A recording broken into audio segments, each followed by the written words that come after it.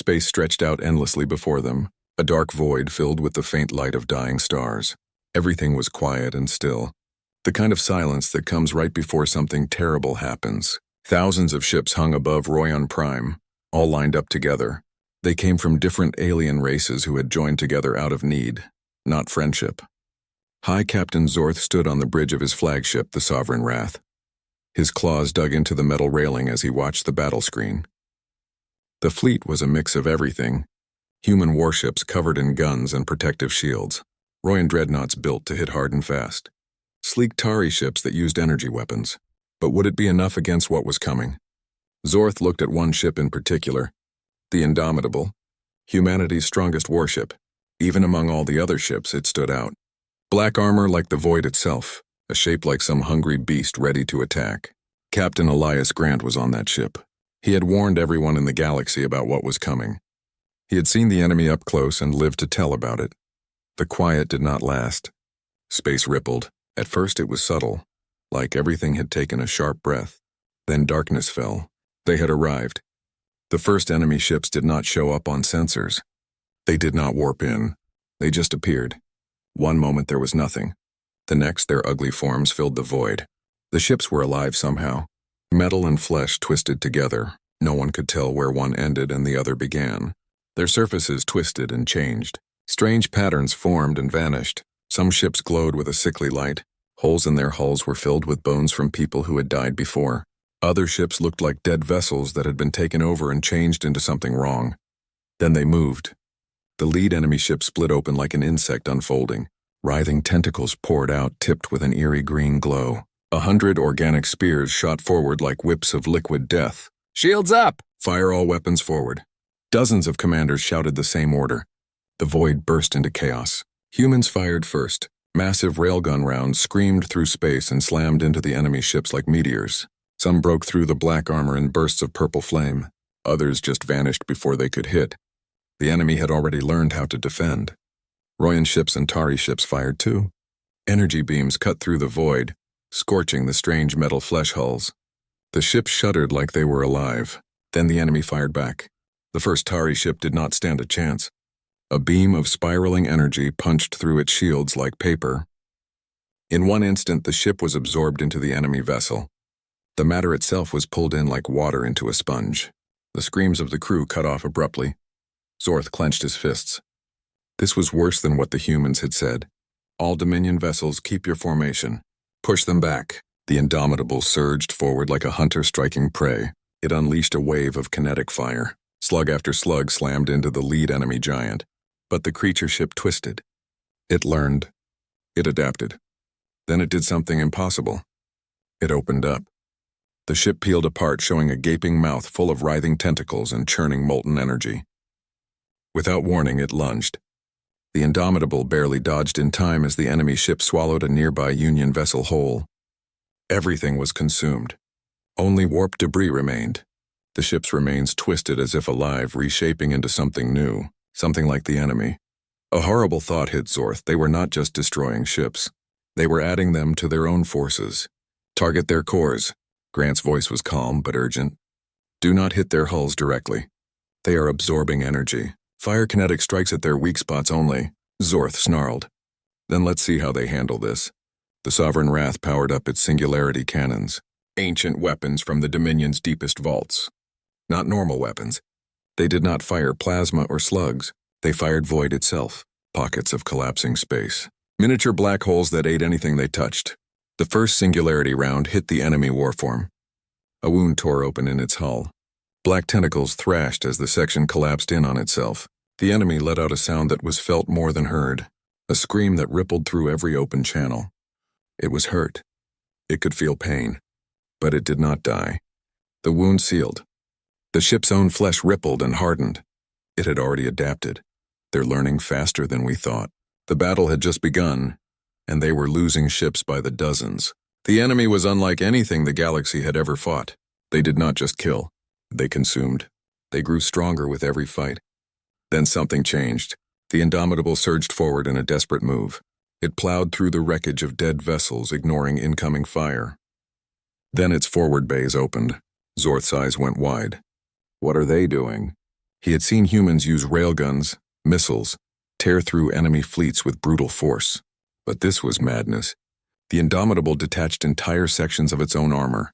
Thousands of small robots poured out, each carrying plasma bombs lined with neutron destabilizers. Weapons made to break apart molecular bonds. Fire at will. The robots swarmed the enemy vessels. They detonated inside their wounds, stopping them from healing. The enemy forms shuddered. They lost their shape. They struggled to adapt in time. For the first time, the enemy retreated. Not in panic. They were watching, calculating. They had tested the Alliance's forces and seen what they could do. Now they were getting ready for their next move. As the enemy slipped back into the abyss, Zorth breathed out. They had survived, but barely. The fleet had lost a third of its ships. Countless lives gone in a moment. He turned to Grant. They were not fighting to win, were they? Grant watched the black void where the enemy had vanished. No, he said. They were scouting. Silence fell. Then Zorth spoke words neither of them wanted to say. Next time they won't just be testing us. Next time they will come to finish this. The galaxy was at war. The battle over Royan Prime had been just the beginning. A rough fight that left the Alliance shaken but still standing. Yet even as survivors treated their wounds, a dark truth hung over them like a death sentence. The enemy had learned, and they were coming back. Reports came in from all over. Entire colonies had gone quiet overnight. Fleets that should have lasted for weeks were destroyed in mere hours. The enemy no longer was just testing. They were consuming, evolving, adapting. On the bridge of the Indomitable, Captain Elias Grant watched the tactical displays with grim focus. The galactic map before him was horrible. Red zones spread outward like a growing sickness. Entire star systems marked as lost. The war was not just going bad. They were losing and losing fast. The first full-scale enemy invasion came at Giron, a heavily fortified Dominion stronghold. 10 battle groups stood ready. Human, Royan, Tari, and other factions prepared for another fight like Royan Prime. But this was not Royan Prime. When the enemy fleet arrived, they did not come through warp corridors or normal faster-than-light paths. They appeared as if space itself had folded. Their grotesque war forms spilled into the system like an open wound. The Alliance forces opened fire right away. Plasma beams, railgun rounds, antimatter torpedoes rained down. The void itself burned, and the enemy did not even flinch. Before, they had adapted over the course of battle. Now they adapted instantly. Their ships twisted and changed before the very eyes of those fighting them. They turned away kinetic slugs. They redirected plasma bolts through strange organic structures. By the time the fleet changed tactics, the enemy was already on them. The first losses were not ships. They were minds. Somewhere in the battle, the enemy unveiled a new horror, a psychic pulse, a silent scream that echoed across every open channel. Not a weapon that destroyed, a weapon that corrupted. Crew members clutched their heads as something ancient and hungry invaded their thoughts. They screamed. They shook. Then they stopped. Their eyes darkened. Their bodies went stiff. Then they turned on their own crews. Ship after ship went quiet, their crews taken over by the enemy's shared mind. They did not just lose vessels to destruction. They lost them to the other side. The battle lasted less than 30 minutes. Giron fell. The enemy did not conquer the planet. They did not destroy it. They absorbed it. The very ground began to shift. Black tentacles crept across the land. Cities twisted into grotesque alien structures as if the planet itself had become one of them. Then it was gone. Not destroyed. Not left in ruins. Gone. The enemy took the entire world and Giron was never seen again. The news spread like fire. The enemy was not just winning. They were consuming. The Alliance cracked. Worlds began switching sides. Some species fled into deep space, abandoning the war entirely. Others turned on their allies, thinking humanity had brought this horror down on everyone. Civil war broke out in sectors that should have been united, and the enemy kept spreading. On the bridge of the Sovereign Wrath, High Captain Zorth faced the growing truth of defeat. His people, the Royan Dominion, had ruled vast sectors of space for ages. They had faced invasions, civil wars, and galactic disasters. But this was different. This was the end. He turned to the holographic image of Captain Grant on the Indomitable. We cannot hold. We cannot win. We must flee. Grant's face was stone. There's nowhere to run. If we fall back, they will just keep spreading. Zorth showed his teeth. And if we stay, we die. For the first time in its history, the Alliance broke apart. Entire fleets abandoned their posts. Some tried to make deals with the enemy, as if they could bargain with something that only knew hunger. Others simply vanished, taking their people and ships into the void, hoping to escape what was coming. The enemy attacked Earth next, the heart of human civilization, the birthplace of the species that had first warned everyone. The greatest fleet ever assembled waited in high orbit, 300 capital ships, thousands of escort vessels, every planetary defense platform armed and ready. And it was not enough. The enemy did not attack from space. They emerged from inside the fleet itself. Captured ships that were thought destroyed suddenly came back online. Their weapons turned inward. Entire battle groups were infected before they knew what was happening. The orbital defense network fired blindly as enemy warforms descended toward Earth's surface. They fell like a living plague. Black tentacles spread across continents. Entire cities were absorbed into their growing mass. The fight was hopeless, and then the unthinkable happened. Humanity had one last choice. A weapon so devastating, so final that it had never been used in all recorded history. Project Excalibur. A weapon made not to destroy planets, but to erase them. The last message from Earth was a single command: detonate. Then the planet was gone. Not destroyed, not left in ruins, gone. A hole remained where Earth had been, a wound in space itself, a tear in reality. The enemy invasion had been stopped. But the cost was enormous. Humanity no longer had a homeworld. The Indomitable and its fleet escaped, but they did not celebrate. Humanity had won one battle, but they had lost everything. The enemy was still out there. And now they knew the Alliance was desperate. From the shadows of deep space, the remnants of the fleet got ready for the final stand. There was no victory left to hope for, no home to return to, only one last battle. One final mission, to make sure the enemy never spread beyond this galaxy, even if it meant burning everything to the ground. A dying galaxy, a shattered alliance, an enemy that would not stop. The war was lost. And yet the war was not over. The remnants of what had once been a mighty alliance fled to the farthest reaches of space. What was left of humanity? The Royan Dominion, the Tari Protectorate, a few scattered fleets of other species.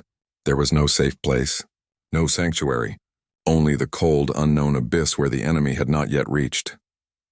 But survival was not a choice. This was not a war that could go on. It was a war that had to end. Aboard the damaged flagship Indomitable, the last war council met. High Captain Zorth, scarred and tired, spoke first. We cannot win through a long war of wearing each other down. The enemy consumes. They evolve. They adapt. There is no bargaining. No stalemate. This ends one of two ways. We die or they do. Captain Elias Grant, the last surviving leader of the human fleet, leaned forward. Then we stop running. We stop going backward. We take the fight to them. Silence. Zorth's golden eyes narrowed. Suicide. Grant gave a bitter smile. Only if we fail, they had one advantage left. One final desperate chance. The destruction of Earth had wounded the enemy. It was the first time they had suffered a true loss. When humanity detonated Project Excalibur, it had erased a part of their shared mind, severed it like cutting off a limb. The enemy had reacted. They had pulled back. For the first time, they had hesitated, which meant they could be killed. If they struck at the enemy's center, if they found their core intelligence, the thing that guided the swarm, there was a chance, a slim, impossible chance. There's an old human saying, Grant whispered, cut off the head and the body dies. It was madness. It was their only hope. The intelligence reports were broken and unreliable. Desperate signals from deep space probes that barely survived long enough to send their information. But they all pointed to one terrible truth. The enemy had a center, a Hive Core, not a planet, not a star system, a living construct the size of a moon, pulsing with intelligence beyond understanding. The source. Destroy it and the enemy might fall apart. Miss and the last remnants of the galaxy would be devoured. The plan was simple. Find the source, break through its defenses, deliver the weapon. Humanity's last superweapon. The second and final Excalibur warhead had been built in secret before Earth fell, made to erase existence itself. The warhead could not just destroy, it could unmake. If they could detonate it at the heart of the enemy's mind, they could burn the entire swarm from the inside out. a fleet of less than 100 ships. The last of the Alliance, set course for the abyss beyond known space, to the Hive's beating heart. The enemy sensed them long before they arrived. They did not send a fleet to stop them. They did not engage in battle. Instead, the Indomitable and its fleet were pulled into the abyss, into a churning mass of writhing, blackened space, a region where the laws of physics no longer worked. The source loomed before them, a massive pulsating thing, not a structure, a living being, larger than any moon, shifting and reshaping itself with impossible alien intelligence. Then the whispers began. The enemy did not speak in words. They spoke through thought, through terror, through the screams of those they had taken. The voices of the dead filled every open channel. Familiar voices, lost crew, friends, family. They were mocking them. Captain Grant clenched his fists. "Ignore it! Full burn! We're going in!" The fleet charged into the storm. The battle was unlike anything that came before.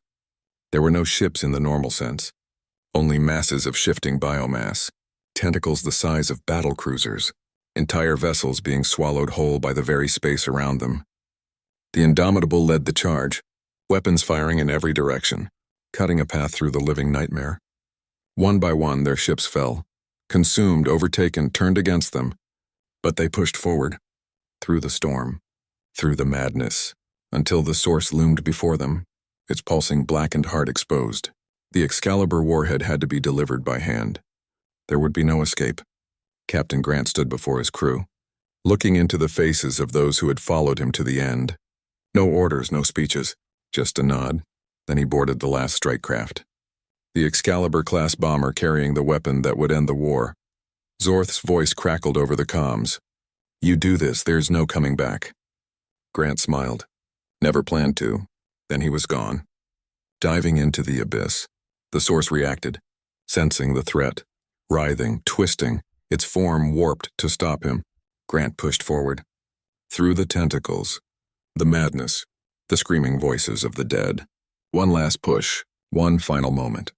He closed his eyes and whispered for Earth. Detonation. The universe went silent. The war was over. The enemy screamed. A scream that rippled across the stars, a death cry that shook the fabric of space itself. And then they collapsed. Every infected world, every corrupted fleet, every enemy construct simply ceased. They did not die. They were erased. The remnants of the fleet, barely a dozen ships, drifted in the aftermath. A galaxy saved at the cost of everything. Captain Grant was gone, but his name would never be forgotten. The war was over, but the scars would never heal. Earth was gone. Humanity was homeless. The Alliance was dead, but life continued among the stars. The survivors rebuilt. Humanity and its allies became nomads, wanderers spreading across the void like embers from a dying fire. They had won. But the galaxy would never be the same. And in the dark corners of the cosmos, beyond the edge of known space, something watched and waited.